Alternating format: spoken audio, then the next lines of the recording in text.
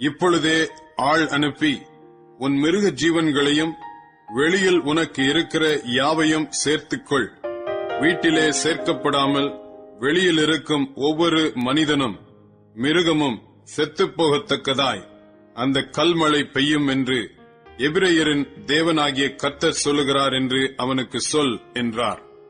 பார்வோனுடைய ஊழியக்காரரில் எவன் கர்த்தருடைய வார்த்தைக்கு பயப்பட்டானோ அவன் தன் வேலைக்காரரையும் தன் மிருக ஜீவன்களையும் வீடுகளுக்கு ஓடிவர பண்ணினான்.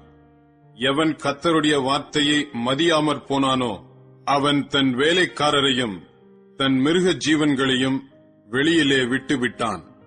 அப்பொழுது கர்த்தர் மோசேயை நோக்கி, எகிப்து தேசம் எங்கும் மனிதர் மேலும் மிருக ஜீவன்கள் மேலும் எகிப்து தேசத்தில் இருக்கிற சகலவிதமான பயிர் வகைகள் மேலும் கல்மழை பெய்ய உன் கையை வானத்திற்கு நேராக நீட்டு என்றார்.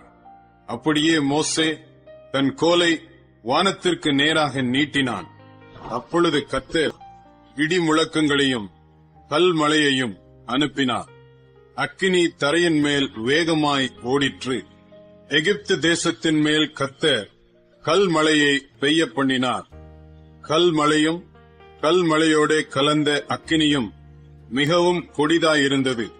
எகிப்து தேசம் குடியேற்றப்பட்ட நாள் முதல் அதில் அப்படி ஒருபோதும் உண்டானதில்லை. எகிப்து தேசம் எங்கும் மனிதரையும் மிருக ஜீவன்களையும் வெளியிலே இருந்தவைகள் எவைகளோ அவைகள் எல்லாவற்றையும் அந்த கல்மழை அழித்து போட்டது. அது வெளியின் பயிர் வகைகளை எல்லாம் அழித்து வெளியின் மரங்களை எல்லாம் முறித்து போட்டது.